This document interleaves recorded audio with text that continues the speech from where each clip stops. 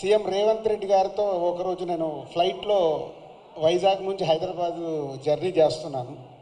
ఆ రోజు ఎందుకో రేవంత్ రెడ్డి గారు నాతో ఒక మాట చెప్పారు, తెలంగాణ రాష్ట్రంలో డ్రగ్స్ లేకుండా చేయాలి అని.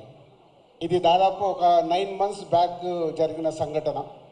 అంటే సీఎం గారికి ఆ రోజు చాలా డీటెయిల్గా, అంటే చిన్నపిల్లల వరకు ఈ డ్రగ్స్ వెళ్ళడం వల్ల మన ఫ్యూచర్ ఎలా ఉండబోతుంది, దాన్ని నిర్మూలించాలంటే అందరం కంకణం కట్టుకోవాలని ఆ రోజు చెప్పడం జరిగింది. ఈరోజు నేను ఈ కార్యక్రమంలో పాల్గొన్నందుకు నా వంతుగా నేను ఓటు తీసుకుంటున్నాను. నేను కానీ, నా కుటుంబ సభ్యులు కానీ, నా స్నేహితులు కానీ, నాకు తెలిసిన వారు ఎవరు కానీ డ్రగ్స్ తీసుకోకుండా నేను చేయగలుగుతాను. అలాగే నాలాగే మీరు అందరు ఓటు తీసుకుంటే ప్రతి కుటుంబంలో మన తెలంగాణ రాష్ట్రం మొత్తం డ్రగ్స్ లేకుండా చేయగలుగుతాం. రెడీయా మీరు? ఇలాంటి అవేర్నెస్ మనకి ఈరోజు అవసరం. ఈ మధ్య మలయాళం ఫిలిం ఇండస్ట్రీలో కూడా ఒక నిర్ణయం తీసుకున్నారు.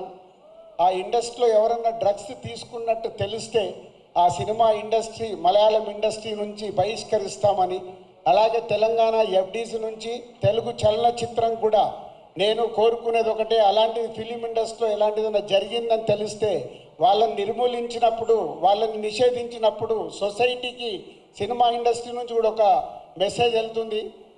ఎఫ్డీసీ నుంచి డెఫినెట్గా ఫిలిం ఇండస్ట్రీలో మాట్లాడి తెలుగు సినిమాలో కూడా అది పాటించేలాగా చేస్తాం. సో ఇది మన కర్తవ్యం. మన అందరం ఓటు తీసుకొని చేయగలిగినప్పుడు సీఎం గారు కోరుకుంటున్నట్టుగా, డిపార్ట్మెంట్ కోరుకుంటున్నట్టుగా ముందు మన రాష్ట్రాన్ని డ్రగ్స్ లేని రాష్ట్రంగా చేయగలుగుతాం. Thank you.